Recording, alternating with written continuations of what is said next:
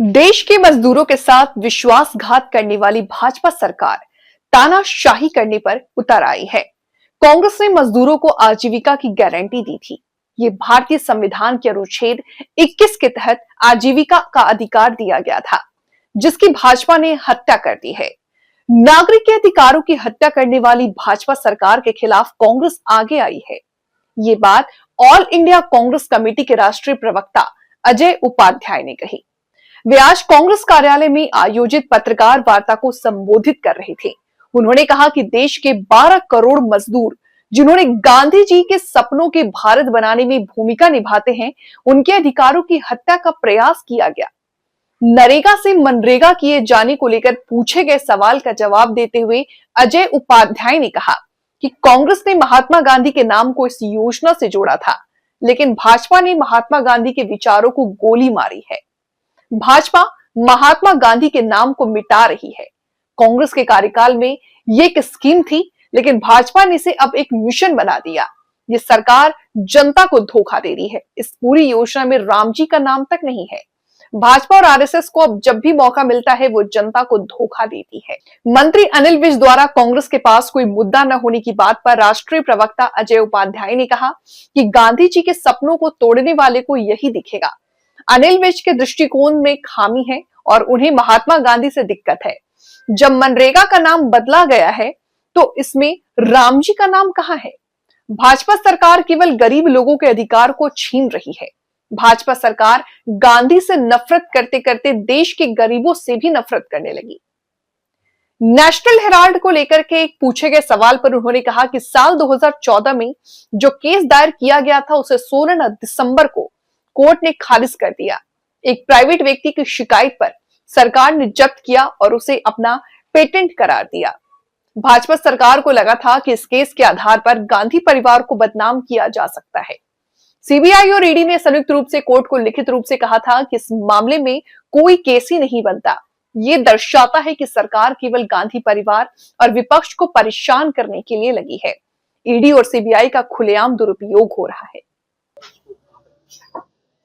आज सबसे पहले मैं अखिल भारतीय कांग्रेस कमेटी के राष्ट्रीय प्रवक्ता प्रोफेसर अजय उपाध्याय जी, श्री पंकज डावर जी, श्री वर्धन यादव जी, श्री संजीव भारद्वाज जी, श्री मोहित जी, श्री परल जी और सभी सम्मानित हमारे प्रेस पत्रकार और छायाकार बंधुओं, आज जो मुख्य रूप से पूरे देश के अंदर कांग्रेस पार्टी द्वारा सीनियर लोगों के द्वारा हर प्रदेश में प्रेस कॉन्फ्रेंस का आयोजन किया गया है, इसका मुख्य कारण है जो केंद्र की भाजपा सरकार सुधार के नाम के ऊपर जो बिल लेकर के आई और वास्तविकता में सुधार नहीं है।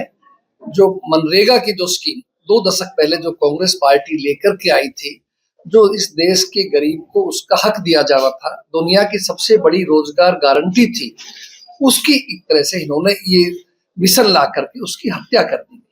पूरा देश इस बात को लेकर के चिंतित है, खास तौर से गरीब वर्ग जो 12 करोड़ लोग से जुड़े हुए थे नरेगा से, वो लोग इससे प्रभावित हुए। और मैं कहता हूं जिस तरह से काला कानून किसानों के लिए इन लोगों ने बनाया था और लंबी संघर्ष लड़ाई करके वो कानून को वापस लेना पड़ा, ये बात मैं कहता हूं इस देश के गरीब और मजदूर को सड़कों पे आना पड़ेगा और सरकार को फिर इस कानून को, इसको मिशन को वापस लेना पड़ेगा। क्योंकि राष्ट्रपिता महात्मा गांधी जी उसी एक परिवार पार्टी के नहीं, पूरे राष्ट्र के सम्मानीय रहे, पिता का दर्जा उनको मिला है। उनके नाम से कोई सम्मान अगर कोई पार्टी दे रही है तो वो राष्ट्र हित के अंदर, हमारा कोई निजी स्वार्थ नहीं था। कांग्रेस पार्टी का इतिहास आप जानते हैं, जो आजादी की लड़ाई से जुड़ा रहा। देश की आजादी की लड़ाई में महात्मा गांधी जी का क्या योगदान, किस तरह गरीब के प्रति, छुआछूत के प्रति जो उनके दिल में प्यार था, जो उन्होंने करके दिखाया, ऐसा उदाहरण किसी विश्व में कहीं नहीं मिल पाएगा। लेकिन भारतीय जनता पार्टी महात्मा गांधी जी के नाम से एलर्जी रखती है, उनको तकलीफ है, द्वेष है, और इस नाम को उन्होंने उठा करके चेंज किया। न केवल नाम चेंज किया, अपितु पूरी की पूरी स्कीम बदल दी गरीब लोगों की, जिसका सारा पहला केंद्र करती थी। लगभग 90% केंद्र करता था, 10% राज्य करते थे। कुछ चीजों में तो 100 का 100% सेंटर भारत सरकार करती थी। अब जो नया लेकर के आए हैं सुधार बिल, इसके माध्यम से 60% केंद्र सरकार करेगी, 40% राज्यों पे करना पड़ेगा। राज्यों की माली हालत अच्छी नहीं है, गरीब है, इसलिए लगभग 50,000 करोड़ खर्चा इनके ऊपर पड़ेगा। तो ये एक तरह से धीरे धीरे फैल हो जाएगा और ये आगे गरीब को इस तरह का न्याय नहीं मिल पाएगा। सरकार को चाहिए था वास्तु के अंदर मनरेगा की मजदूरी बढ़ाते, 100 से अधिक दिन बढ़ाते ताकि लोगों को फायदा मिल पाए, लेकिन सरकार ऐसा नहीं चाहती। वो गरीब का और किसान के हित की बात कभी नहीं सोचती। इसलिए कांग्रेस पार्टी ने आज ये पत्रकार सम्मेलन का आयोजन किया। दूसरा महत्वपूर्ण मुद्दा नेशनल हेराल्ड जुड़ा हुआ है, जो पिछले लगभग 10 वर्षों से गांधी परिवार को, कांग्रेस के परिवार को जो परेशान करने की भारतीय जनता पार्टी की नीति रही, ईडी सीबीआई जैसी संवैधानिक संस्थाओं का दुरुपयोग जो करती रही है, माननीय दिल्ली की अदालत ने जो फैसला सुनाया, उसके बाद में पूरे देश के अंदर एक संदेश गया कि जो कांग्रेस कहती थी सही कहती थी, ये लोग दुरुपयोग कर रहे हैं। इसलिए उसके लिए भी हम लोगों ने 16 तारीख को 17 दिसंबर को पूरे प्रदेश के अंदर भारतीय जनता पार्टी के प्रदेश मुख्यालय घेराव किया गया और मनरेगा को लेकर के आने वाली रविवार 21 दिसंबर को हरियाणा के सभी जिला हेडक्वार्टर्स के ऊपर कांग्रेस पार्टी विरोध प्रदर्शन करेगी, ताकि आम जनता को पता लग सके किस तरह भारतीय जनता पार्टी गरीब की से खिलवाड़ कर रही है। ठीक है, बहुत बहुत धन्यवाद आप साथियों। देखिए, देश के मजदूरों के साथ विश्वासघात करने वाली जो भाजपा की सरकार है, जो तानाशाही पर उतर आई है, और मजदूरों को जिस तरह से हमारी सरकार ने आजीविका का गारंटी दिया था अनुच्छेद 21 भारत के मौलिक अधिकार के तहत, उसको कल छीन लिया गया, उसकी हत्या कर दी गई।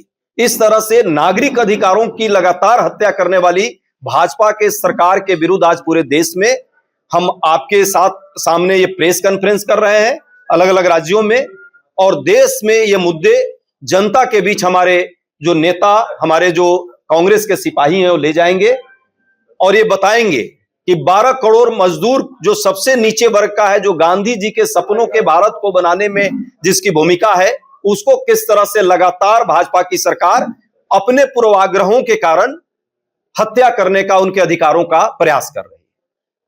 मनरेगा का नाम कांग्रेस ने भी बदला था, ऐसा क्या है कि अब इतना ऊंचा? नरेगा से हमने मनरेगा किया, महात्मा गांधी का नाम हमने जोड़ा था। यह सरकार महात्मा गांधी के विचारों से नफरत करती है। इनकी विचारधारा ने महात्मा गांधी को गोली मारी थी। अब महात्मा गांधी के विचारों को मारने के साथ ये महात्मा गांधी का नाम हटा रहे हैं, और उस पूरे जो योजना है, अब तो स्कीम हो गई है, मिशन हो गया है, पहले कानून था, उसको चेंज करके ये सरकार झूठा धोखा दे रही है कि हम गांधी जी के बदले राम जी का नाम ले रहे हैं। उस पूरे में राम जी कहीं नहीं है। आप उस पूरे को जब योजना का पूरा नाम रखेंगे तो, बल्कि ये गांधी जी को भी धोखा दिया है, राम जी को भी धोखा दिया है। जब जब मिलता है भाजपा और आरएसएस को मौका, वो गांधी जी और राम जी को देता है धोखा। अनिल विज ने कहा है कि कांग्रेस के पास कोई मुद्दा नहीं है, इसलिए कार्यकर्ताओं को बिजी रखने के लिए इस तरह के मुद्दे उठा रही है। गांधी जी के सपनों को तोड़ने वाले को यही दिखेगा। उनके दृष्टिकोण जो है, कहीं ना कहीं उस दृष्टिकोण में कुछ खामी है।